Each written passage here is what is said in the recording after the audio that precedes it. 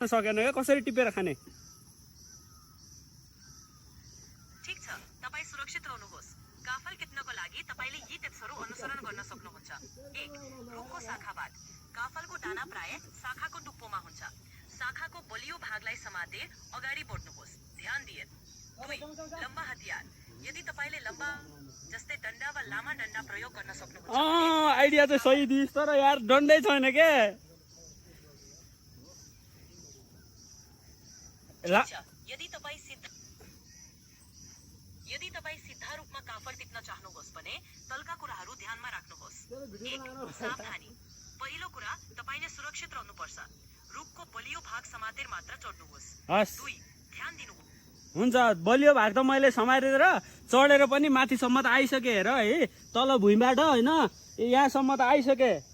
अब यहाँबाट माथि गएर हैन कसरी चाहिँ त्यो काफलको दाना टिपेर चाहिँ मैले खान सक्छु भन्ने कुरा हो के काफलको रुख त म चढिसके रुख पनि भेटाइसके तर खाने चाहिँ कसरी त्यो आइडिया चाहिँ दिनु पर्यो भगवान 20 फिट माथि छ हैन 1 शाखाको सहारा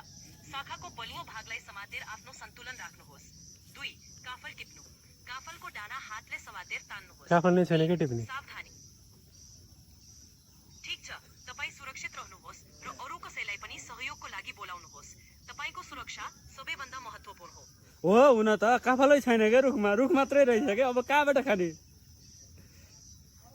तपाईले सुरक्षित रूपमा आफूलाई सम्हालेर ध्यान दिनुहोस् यदि काफल टिप्न गाह्रो भएमा तपाईले तल झरेर अरु उपायहरूको बारेमा सोच्न सक्नुहुन्छ ल भयो यार तिमीले नि मलाई राम्रोसँग कुरै सिकाएनौ अब मलाई चित्त बुझेन तिम्रो आन्सर हैन अब यस्तो हो भने तिमी च्याट जीपीटी बेबी पनि काम लागेनौ अरु प्रकृति बेबी जस्तै तिमी पनि अलि काम नलाग्ने रहेछौ मलाई चित्त बुझेन बाइ बाइ भयो म झरे